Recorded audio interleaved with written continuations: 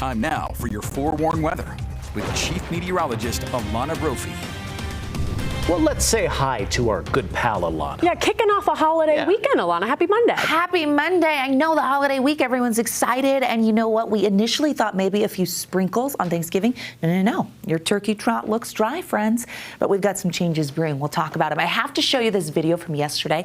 We had fog and the inversion layer. This is just incredible time-lapse video coming from Nelson Peak.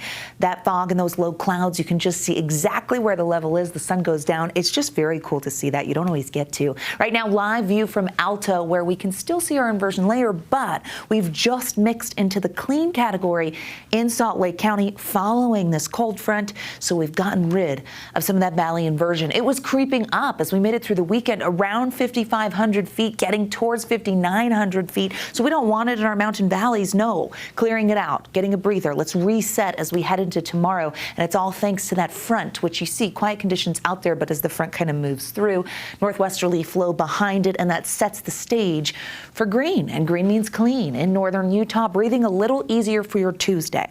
Now, I'm not saying it's not going to come back because high pressure does set up fairly quickly, but at least tomorrow, the Department of Air Quality calling for cleaner conditions. Live view from our Black Desert Sky Cam. Really nice. Temperatures made it into the 60s in Ivins. That's above average for this time of year. 60 is the average in St. George, so they're a degree above it. 50s along the I-15 corridor. Falling into the 40s rather quickly in Cache Valley, the Ogden Valley. We've stayed on the cooler side in Provo, 50 in Salt Lake. 46 is our average, 40s and 50s on the eastern side of the state. So as we trek through the remainder of the evening for the Wasatch Front, are you prepping for Thanksgiving? You have a lot of errands to run. Well, mostly cloudy skies tonight. We're going to get pretty crisp and chilly. We've got 40s by ABC4 News at 10 with mostly cloudy skies. We'll drop into the 30s. We've got low 40s, though, by the time we hit the news. As we look at our high temperature trend, it tells a different story for Turkey Day because that high pressure sets up and allows for above average warmth before we deal with that haze really getting a grip on us. So those numbers on our holiday actually spike a little bit before they start to drop heading into the weekend. We see that same pattern in southern Utah as we start to ease with those temperatures near average. A quiet future cast as we make it through the midweek. So if you're driving somewhere, if you're flying over Utah, you're just seeing clouds coming on through. We're going to be noticeably cooler tomorrow and then into Wednesday. Dry conditions, we stay dry, rolling in to your Thanksgiving. Big picture here. I want to show you what's going on because we have a couple different scenarios. So here's this upper level low. That sent the cold front through our state. It's going to clear out here, but we get cooler air. High pressure wants to build, and it does for the next couple of days as we head into Thanksgiving, allowing for temperatures to warm. This ridge of high pressure will block this first incoming low. You're going to see it head north.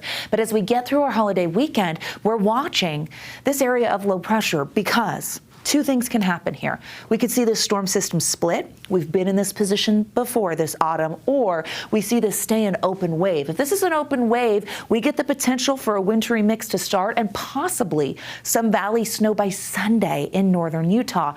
But splitting has been the pattern the last little bit. If it splits, we'll see that moisture favor southern Utah again, and we'll get some cooler air. I'm not locking in on exactly what's going to happen. The weather models don't agree. So anyone who's telling you that it's snowing on Sunday, I'm telling you it's too early. Let's be right. So as we watch, there's another low behind it that digs pretty far south, unsettled with colder air as we head into Monday, which happens to be December 1st. And that's going to be right on brand. It's going to feel festive or chilly, depending on who you are. Come sit at our table. It's changed. What are you bringing? Because we're bringing partly cloudy skies and temperatures in the 50s and 60s throughout the state with high pressure, keeping it quiet. Never upset if you bring a pie. Just saying, 40s for tomorrow. That northwesterly flow will knock our temperatures close to average. That's where we're supposed to be. 40s and 50s on the eastern side of the state, 60 in St. George. As we look at the next 7 days here, we stay close to average. Again, 60 is where we're supposed to be. And then for the weekend, we start to drop with the chance of some showers on Sunday in the south. Here's the Wasatch Front. Chillier tomorrow, then warming up. That high pressure rebounds those temperatures through Thanksgiving into Black Friday. We'll ease a little bit, and then we're watching the weekend with hopeful hearts. We'd love to see some moisture. I know a lot of people would love to see some snow, so we'll see what happens, but temperatures look to drop into the 30s Sunday and Monday. Those are going to be the highs. Whoa. I know.